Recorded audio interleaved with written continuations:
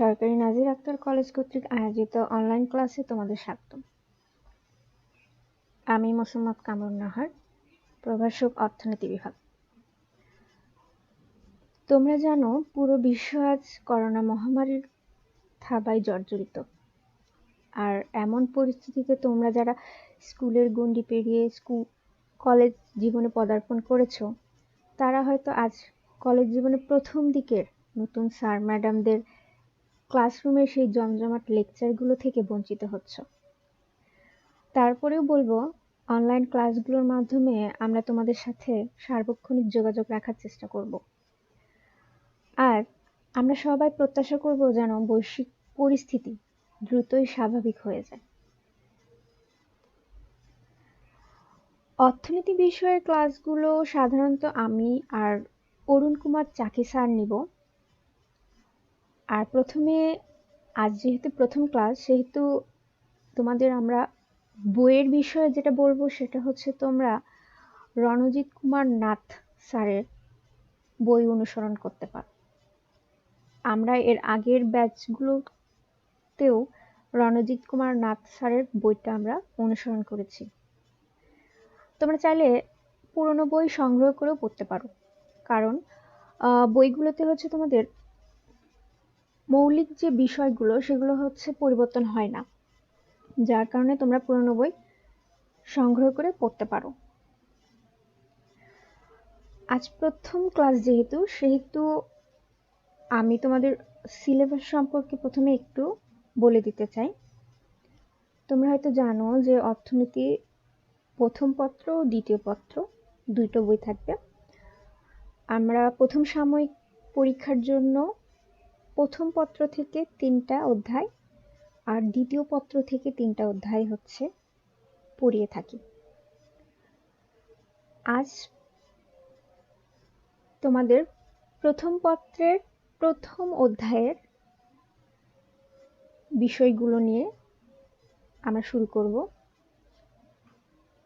প্রথম অধ্যায়ে যে বিষয়টা আছে সেটা হচ্ছে মৌলিক অর্থনীতির সমস্যা ও এর সমাধান।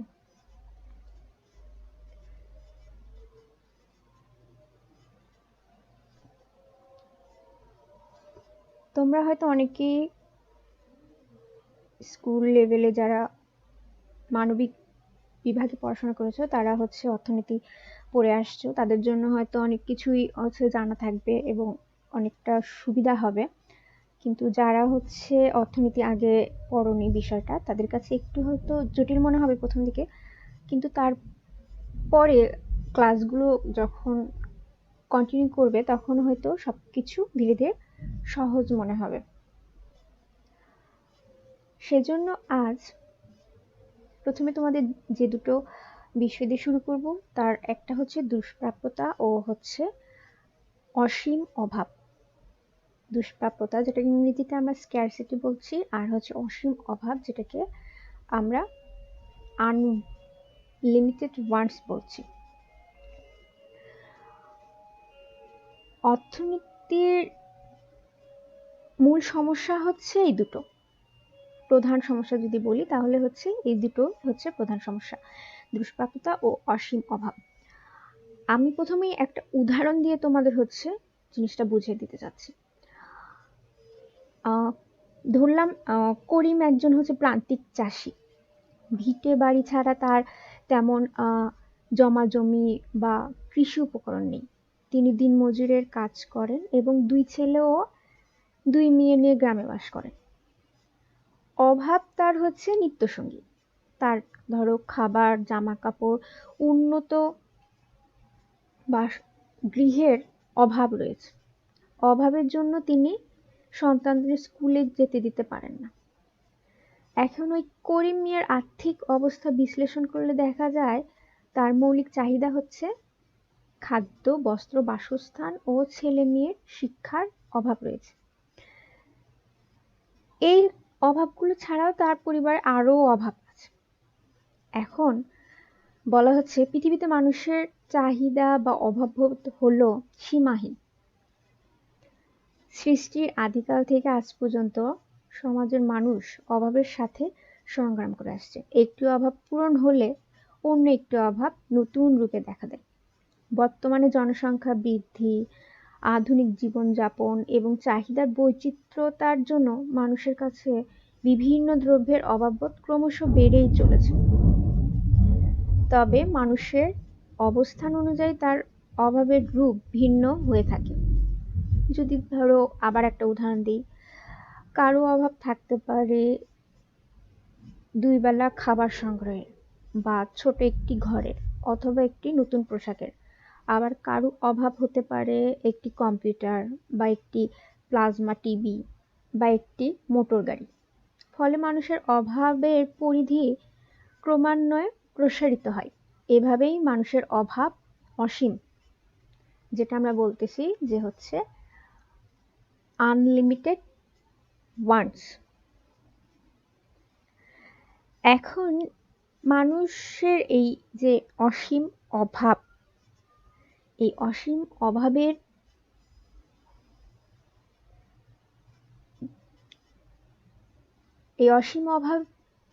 আর হচ্ছে তোমার আকাঙ্ক্ষাও অসীম। কিন্তু এই যে অভাব পূরণ করবে বা আকাঙ্ক্ষা পূরণের জন্য যে সম্পদের যোগান, তা কিন্তু প্রয়োজনের তুলনায় হচ্ছে সীমিত। এখন আমরা দুষ্প্রাপ্যতা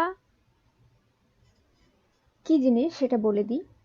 স্বল্পতা বা দুষ্প্রাপ্যতা বলতে মূলত প্রয়োজনের তুলনায় সম্পদের অপ্রতুল্যতাকেই বোঝায়। মানে মানুষের অভাব মেটানোর জন্য বা আকাঙ্ক্ষা মেটানোর জন্য যে সম্পদটুকু থাকা দরকার, সেই সম্পদটুকু যদি না থাকে তাহলে সেটাকেই বলা হচ্ছে যে সম্পদের দুষ্প্রাপ্যতা। স্ক্যারসিটি, একজন মানুষের যতটুকু কাপড় দরকার, সে মানুষটা যদি ততটুকু কাপড় না পায় তাহলে আমরা বলবো যে কাপড়ের দুষ্প্রাপ্যতা আছে।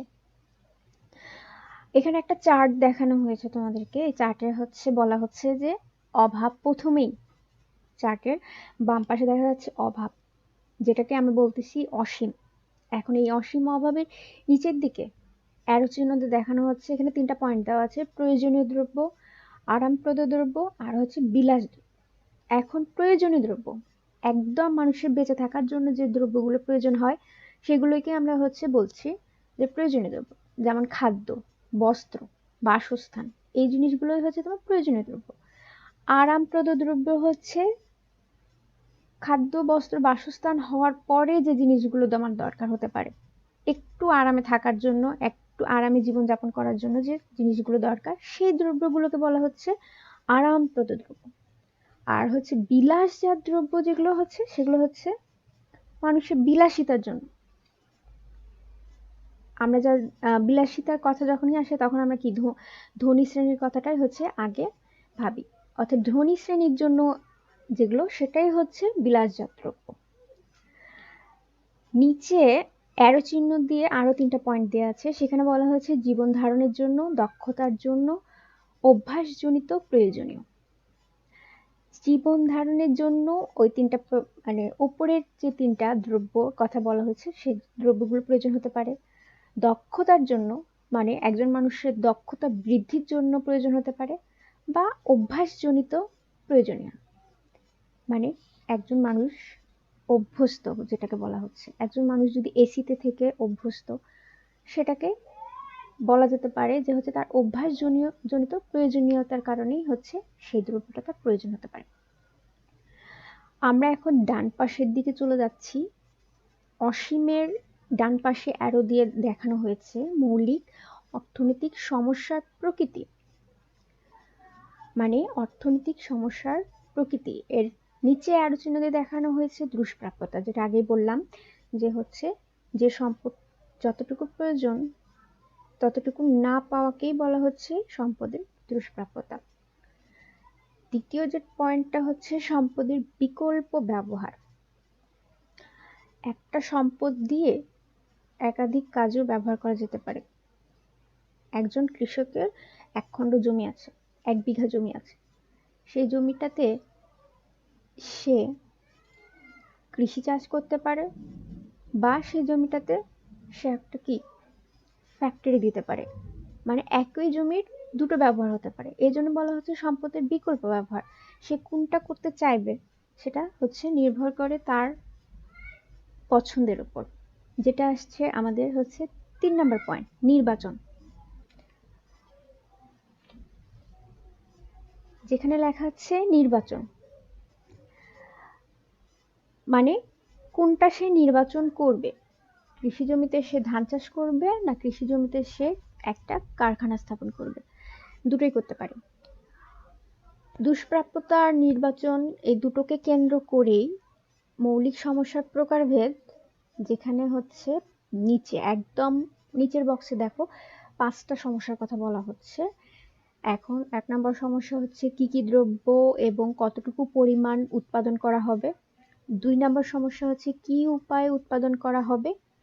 3 নম্বর হচ্ছে কার জন্য উৎপাদন করা হবে। 4 নম্বর হচ্ছে দক্ষতার সমস্যা বা সম্পদের উত্তম ব্যবহারজনিত সমস্যা। আর 5 নম্বর যেটা দেখানো হয়েছে সেটা হচ্ছে বেকার সমস্যা। এই পয়েন্টগুলো হচ্ছে পরবর্তীতে বিশ্লেষণ করে দেব। এরপরে যে আমরা আসছি সেটা হচ্ছে নির্বাচন। আমরা যেখানে বললাম যে হচ্ছে কৃষক 1 বিঘা জমিতে সে ধান চাষ করবে না একটা কারখানা দিবে, এটা হচ্ছে তার নির্বাচন করতে হবে। এখন এই নির্বাচনের ক্ষেত্রে আমি একটা উদাহরণ ব্যবহার করছি। ধরা যাক একটি অর্থনীতিতে 2টি পণ্য, প্রথমটি খাদ্য অর্থাৎ কৃষি পণ্য এবং দ্বিতীয়টি কাপড়। কাপড়টা হচ্ছে তোমার শিল্প পণ্য, উৎপাদন করা হয়। একটা অর্থনীতিতে মাত্র 2টা পণ্য উৎপাদন করা হয়। সেক্ষেত্রে যে সমস্যাটির সৃষ্টি হয় তা হলো উপকরণের বন্টনগত সমস্যা।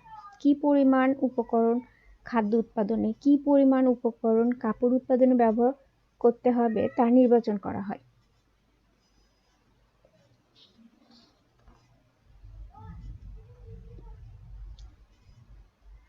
এখন যেহেতু আমরা বলছি যে হচ্ছে সম্পদের সীমাবদ্ধতা আছে, সেক্ষেত্রে আমাদের বুঝতে হবে সম্পদ কোন ক্ষেত্রে আমরা কতটুকু ব্যবহার করব। এই ক্ষেত্রে নির্বাচনের সমস্যাটা উদ্ভব হয়। আমাদের এখানে একটা চার্ট আছে, সেখানে দেখা যাচ্ছে অসীম অভাব, যেখান থেকে ডান পাশে অ্যারো চিহ্ন দিয়ে দেখানো হচ্ছে সীমাবদ্ধ সম্পদ, মানে আমাদের সম্পদ সীমিত।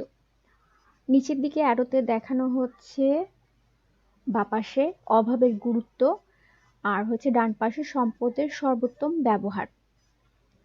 আর একদম নিচে দেখানো হচ্ছে নির্বাচন। আমার কাছে আছে 1000 টাকা। আমার এখন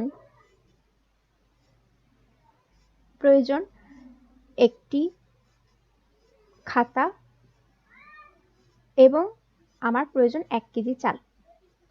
এখন আমার বুঝতে হবে যে আমার কোন অভাবটা বেশি গুরুত্বপূর্ণ। আমার 1 কেজি চালটা আগে দরকার না আমার একটা খাতা আগে দরকার। দেখা যাচ্ছে যে আমার না খেয়ে থাকলে আমার তো আর লেখাপড়া হবে না, তাই না? এই জন্য আমার কি 1 কেজি চালটাই হচ্ছে বেশি দরকার। এই জন্য বলা হচ্ছে 1 কেজি চালের অভাবটা বেশি গুরুত্বপূর্ণ। এই যে আমি হচ্ছে দুটো সমস্যার মধ্যে, আমি খাতা কিনবো না 1 কেজি চাল কিনবো, দুটো সমস্যার মধ্যে নির্বাচন করব, এটাই বলা হচ্ছে যে হচ্ছে নির্বাচনের সমস্যা।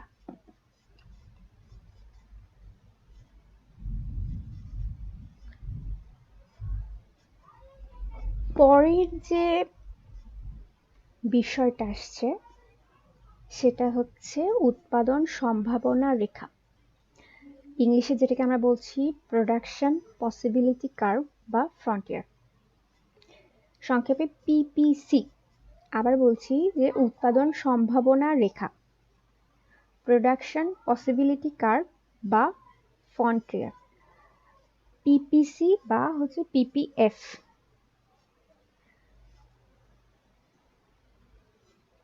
এই উৎপাদন সম্ভাবনা রেখাটা হলো এমন একটি রেখা যার বিভিন্ন বিন্দুতে নির্দিষ্ট পরিমাণ সম্পদ ও চলতি প্রযুক্তি সাপেক্ষে দুটি উৎপন্ন দ্রব্যের সম্ভাব্য বিভিন্ন সংমিশ্রণ নির্দেশ করা হয়।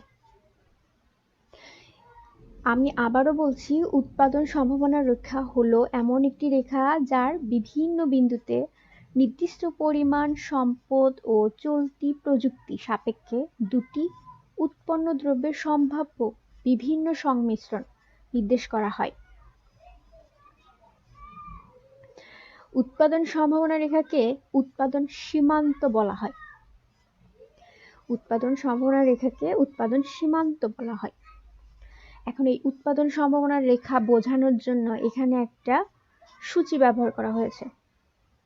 এই সূচিটাকে বলা হচ্ছে উৎপাদন সম্ভাবনা সূচি। আমি এখানে ধরে নিচ্ছি যে একটি অর্থনীতিতে দুইটি পণ্য, প্রথমটি খাদ্য কৃষি পণ্য এবং দ্বিতীয়টি হচ্ছে কাপড় শিল্প পণ্য উৎপাদন করা হয়। এক্ষেত্রে যে সমস্যাটি সৃষ্টি হয় তা হলো উপকরণ বন্টনগত সমস্যা। কি পরিমাণ উপকরণ খাদ্য উৎপাদনে, কি পরিমাণ উপকরণ কাপড় উৎপাদনে ব্যবহার করা হবে তা নির্বাচন করতে হয়। এই নিম্নের যে সূচি আছে, যে সূচিটা আমরা দেখানো হচ্ছে, এই সূচিতে হচ্ছে আমরা দেখো এখানে সম্ভাবনা বলতে A B C D E F 6টা সম্ভাবনার কথা বলা হচ্ছে। তার ডান পাশে খাদ্য উৎপাদন লেখা আছে টন, লক্ষ টন হিসেবে, আর হচ্ছে তার ডান পাশে কাপড় উৎপাদন লেখা আছে লক্ষ মিটার হিসেবে। খাদ্য উৎপাদন এখানে দেয়া আছে 0, 1, 2, 3, 4, 5, আর কাপড় উৎপাদনের ক্ষেত্রে দেয়া আছে 15, 14, 12, 9, 5 আর হচ্ছে 0।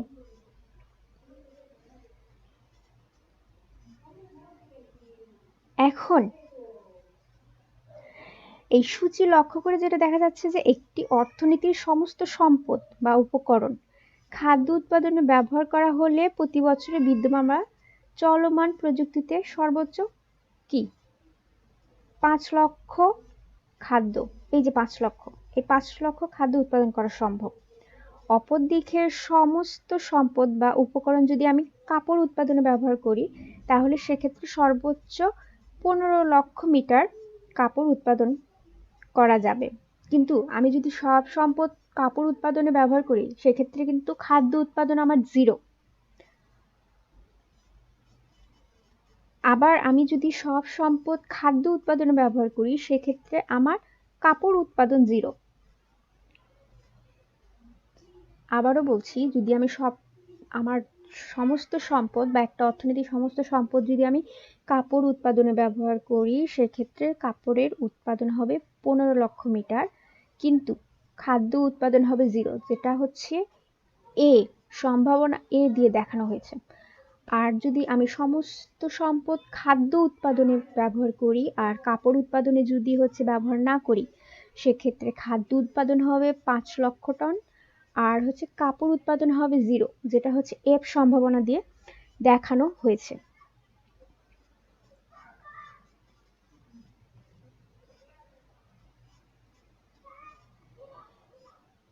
সূচি থেকে যদি হচ্ছে রেখাটা আঁকানো হয় এইরকম একটা রেখা আসবে। ভূমি অক্ষে এক্স ও এক্স অক্ষ আর হচ্ছে লম্ব সেটা হচ্ছে ও ওয়াই অক্ষ।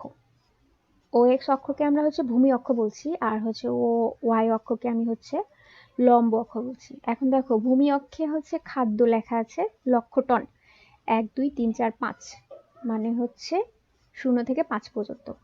আর হচ্ছে লম্ব অক্ষে কাপড় লক্ষ মিটার নির্দেশ করা হয়েছে 0, 3, 5, 9, 12, 14 আর হচ্ছে 15। লম্ব অক্ষে সর্বোচ্চ 15 আর হচ্ছে ভূমি অক্ষে সর্বোচ্চ হচ্ছে 5।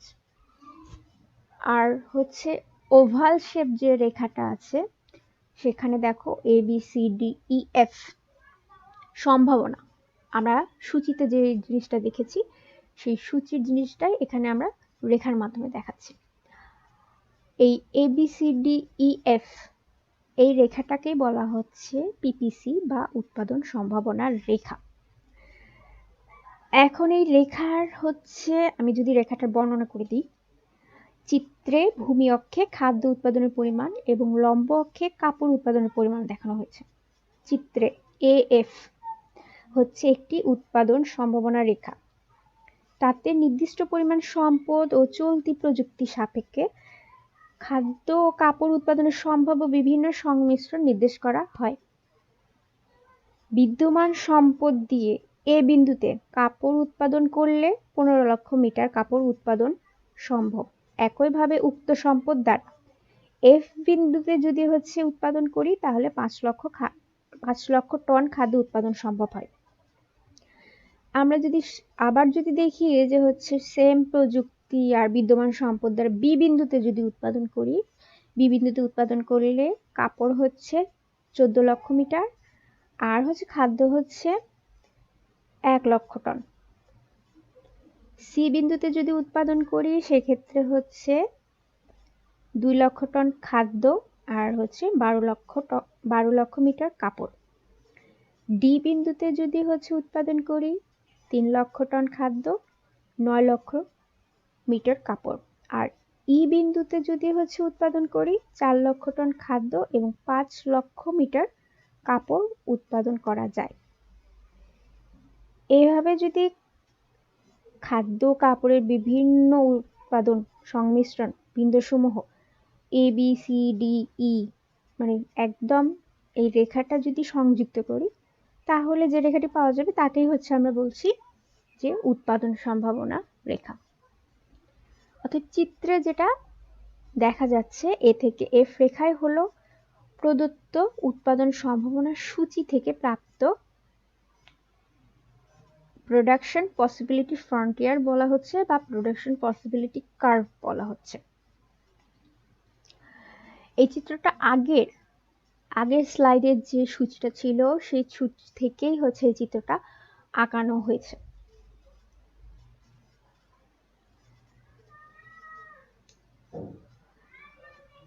পরের যে বিষয়টা আসছে সেটা তোমার উৎপাদন সম্ভাবনা রেখার তাৎপর্য। Implication of production possibility curve. আমরা যে উৎপাদন সম্ভাবনা রেখাটা আগের স্লাইডে দেখছি সেই রেখাটা এখানে আছে, সেই রেখার সাথে আমরা বিষয়গুলো ব্যাখ্যা করব। এই উৎপাদন সম্ভাবনা রেখার তাৎপর্য মানে গুরুত্ব বা তোমার এই উৎপাদন সম্ভাবনা রেখা একটা অর্থনীতিতে বা অর্থনীতির কিছু মৌলিক বিষয়গুলো ব্যাখ্যা করে। সেই মৌলিক বিষয়গুলো ব্যাখ্যার মধ্যে প্রথম যেটা আছে সেটা পূর্ণ নিয়োগ, বেকারত্ব ও দক্ষতা ব্যাখ্যা করে। জিনিসটা এমন, উৎপাদন সম্ভাবনা রেখা একটি অর্থনীতির পূর্ণ নিয়োগ স্তর এবং উপকরণ বন্টনের দক্ষতা ব্যাখ্যা করে। আমি যদি চিত্র দেখি তাহলে চিত্রের মাধ্যমে পাশের চিত্রটা দেখো। এই পাশের চিত্রে থেকে যেটা আমরা দেখব সেটা উৎপাদন সম্ভাবনা রেখা অর্থনীতির দক্ষ উৎপাদন নির্দেশ করে। উৎপাদন ক্ষেত্রে দক্ষতা বলতে সম্পদের অপচয় রোধকে বোঝায়। দক্ষ উৎপাদন বলতে সম্পদের এমন এক অবস্থাকে বোঝায় যে অবস্থায় একটি পণ্যের উৎপাদন হ্রাস ব্যতীত অন্যটির উৎপাদন বাড়ানো যায় না।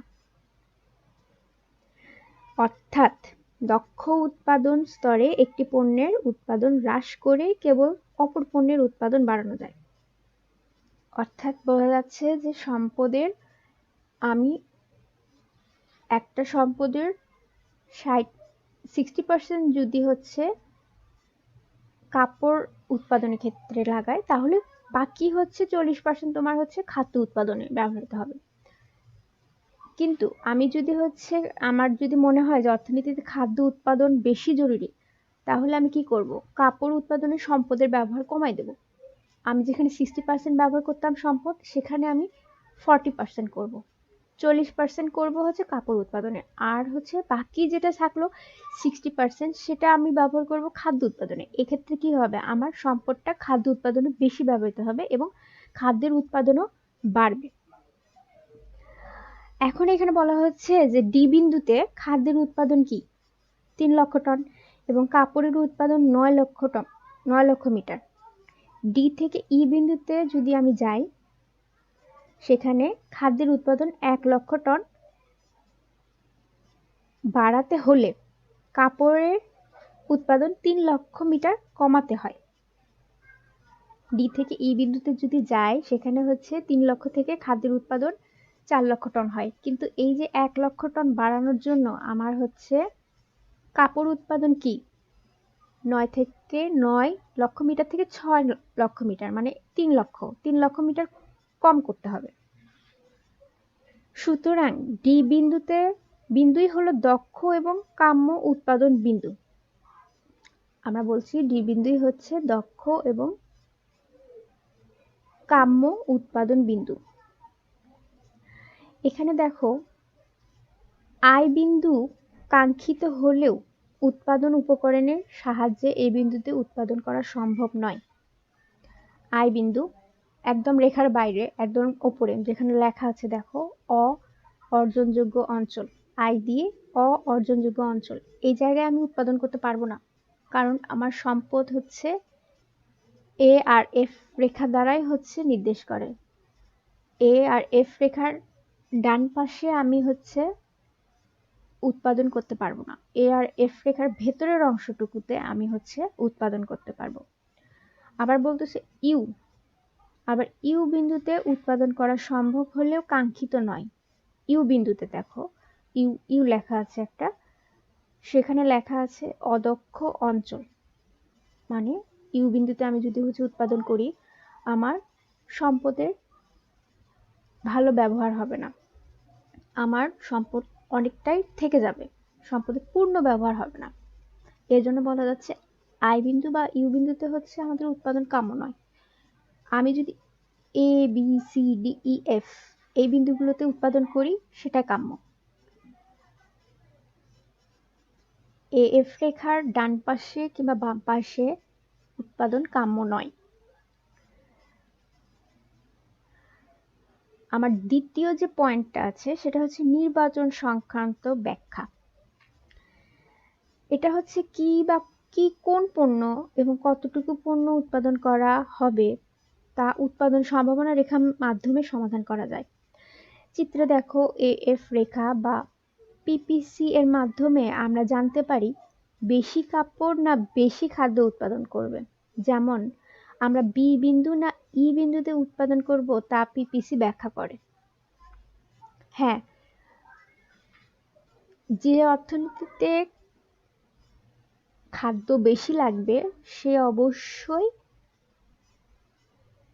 ডি বিন্দু ই বিন্দুতে উৎপাদন করবে, আর হচ্ছে যে অর্থনীতিতে কাপড় বেশি লাগবে সে অর্থনীতি অবশ্যই সি বা বি বিন্দুতে উৎপাদন করবে। 3 নম্বর যে পয়েন্টটা আছে সেটা হচ্ছে স্বল্পতা ব্যাখ্যা। এই স্বল্পতা ব্যাখ্যা বলতে বোঝাচ্ছে যে উৎপাদন সম্ভাবনা রেখা স্বল্পতা সমস্যার পুঙ্খানুপুঙ্খ ব্যাখ্যা করে। সম্পদের সীমাবদ্ধতার কারণে একটি অর্থনীতিতে সর্বাধিক কি পরিমাণ পণ্য উৎপাদন করা সম্ভব তা পিপিসি থেকে জানা যায়। আবার বলি, স্বল্পদের সীমাবদ্ধতার কারণে একটি অর্থনীতির সর্বাধিক কি পরিমাণ পণ্য উৎপাদন করা সম্ভব তা পিপিসি থেকে জানা যায়। যেমন আমরা বলতেছি যে হচ্ছে সব সম্পদ যদি হচ্ছে একটা অর্থনীতির সব সম্পদ যদি ব্যবহার করি তাহলে সর্বোচ্চ কি 5 লক্ষ টন খাদ্য উৎপাদন করা যাবে, যেখানে হচ্ছে কাপড় উৎপাদন 0। আবার আমি পুরো সম্পদ যদি কাপড় উৎপাদনে ব্যবহার করি সেখানে হচ্ছে সর্বোচ্চ 15 লক্ষ মিটার কাপড় উৎপাদন করা যাবে, যেখানে হচ্ছে খাদ্য উৎপাদন 0। এটাই হচ্ছে স্বল্পতার ব্যাখ্যা। পরের যে পয়েন্টটা হচ্ছে সেটা হচ্ছে সুযোগ ব্যয় ব্যাখ্যা। সুযোগ ব্যয়কে পিপিসির মাধ্যমে ব্যাখ্যা করা যায়। একটি পণ্যের অতিরিক্ত 1 একক উৎপাদনের জন্য অপর পণ্যটি কতটুকু ছেড়ে দিতে হয় তা পিপিসি এর ঢাল থেকে জানা যায়। আমি যদি 1 একক বেশি খাদ্য উৎপাদন করতে পারি বা চাই, সেক্ষেত্রে আমাকে কাপড়ের কতটুকু কাপড় উৎপাদন ছাড় দিতে হবে সেটা এই এএফ রেখার বা পিপিসি রেখার ঢাল থেকে জানা যায়, আর যেটাকে বলা হচ্ছে যে সুযোগ ব্যয়ের ব্যাখ্যা। 5 নম্বর যে পয়েন্টটা হচ্ছে সেটা হচ্ছে মৌলিক সমস্যার ব্যাখ্যা। অর্থনীতিতে মৌলিক সমস্যা হচ্ছে 3টা। কোন কোন দ্রব্য কি পরিমাণে উৎপাদন করা হবে, কিভাবে উৎপাদন করা হবে, এবং হচ্ছে কার জন্য উৎপাদন করা হবে। সম্পদের স্বল্পতার জন্য ব্যক্তি বা সমাজ তার প্রয়োজনীয় সব দ্রব্য একসঙ্গে উৎপাদন করতে পারে না। সেজন্য অভাবের গুরুত্ব ও দেশের প্রয়োজন বিবেচনার স্থির করতে হয় যে কোন কোন দ্রব্য কি পরিমাণে উৎপাদন করা দরকার। এই সমস্যাটিও উৎপাদন সম্ভাবনা রেখা বা এই যে পিপিসি রেখার মাধ্যমে ব্যাখ্যা করা যায়। দ্বিতীয় যে পয়েন্টটা হচ্ছে সেটা হচ্ছে একটি নির্দিষ্ট পরিমাণ দ্রব্য উৎপাদনের জন্য উপাদান সমূহের বিভিন্ন বিকল্প সংমিশ্রণ ব্যবহার করা যায়। এখন এখানে একটা উদাহরণ দিই, যেমন ধরো একটি দ্রব্যের নির্দিষ্ট পরিমাণ বেশি শ্রম ও কম মূলধন, যেটাকে আমরা বলতেছি শ্রম নিবিড় উৎপাদন কৌশল, অথবা বেশি মূলধন বা কম শ্রম, যেটাকে বলা হচ্ছে পুঁজি নিবিড় উৎপাদন কৌশল। এই দুটি উৎপাদন সমন্বয়ের যে কোনো একটি দ্বারা উৎপাদন করা যায়। বলা হচ্ছে, আমি আমার হচ্ছে যে চিত্রটা দিয়েছি এখানে দেখো খাদ্য আর কাপড় দেওয়া আছে। খাদ্য উৎপাদনে তোমার হচ্ছে বেশি লাগে হচ্ছে শ্রম, কিন্তু পুঁজি বা মূলধন কম লাগে। আবার কাপড় উৎপাদনে তোমার হচ্ছে শ্রম কম লাগে, কারণ হচ্ছে মেশিন হচ্ছে এখন সবকিছু মেশিনে হয়, এই জন্য আমি বলতেছি শ্রম কম লাগে, কিন্তু মূলধন হচ্ছে বেশি লাগে। মেশিনগুলোই হচ্ছে মূলধন। পরবর্তীতে হচ্ছে তোমরা হচ্ছে মূলধনের জন্য আলাদাই একটা চ্যাপ্টার আছে, শ্রমের জন্য আলাদা চ্যাপ্টার আছে। পরবর্তীতে এই বিষয়গুলো আরো হচ্ছে সহজভাবে বুঝতে পারবে। এখন এই শ্রম আর হচ্ছে পুঁজি কোনটা বেশি ব্যবহার করে দ্রব্য উৎপাদন করতে হবে, এটাই হচ্ছে কিভাবে উৎপাদন করা হবে এই সমস্যার ব্যাখ্যা। আর এই সমস্যার ব্যাখ্যা করে হচ্ছে তোমার এই এএফ বা পিপিসি কার্ভ।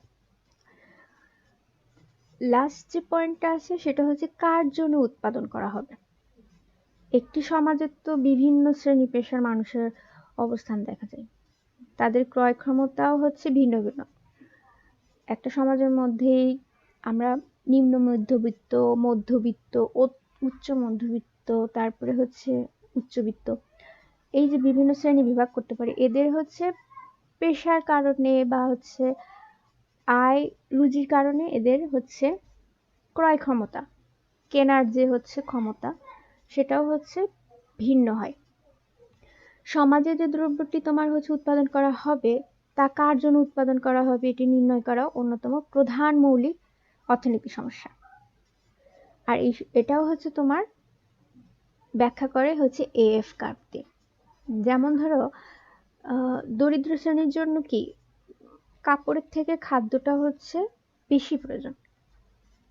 অতএব একটা দেশের যদি জনসংখ্যার বেশিরভাগ মানুষই যদি হচ্ছে দরিদ্র হয়, সেক্ষেত্রে সে দেশ হচ্ছে বেশি করে খাদ্য উৎপাদন করবে। আর হচ্ছে ধনী শ্রেণীর জন্য কি, যারা ধনী তারা হচ্ছে বিলাসজাত দ্রব্য, দামি দামি পোশাক পরবে।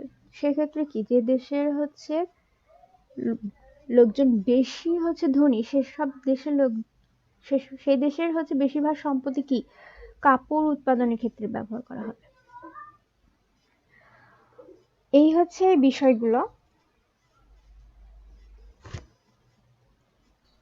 প্রথম দিনেই হচ্ছে এত জটিল বিষয় বুঝে ফেললে তোমরা হয়তো ভাববে যে হচ্ছে অর্থনীতি বিষয় অনেক কঠিন, অনেক হচ্ছে ঝামেলাপূর্ণ। আসলে অনলাইন ক্লাসে যতটা হচ্ছে যেভাবে বোঝানো যায়,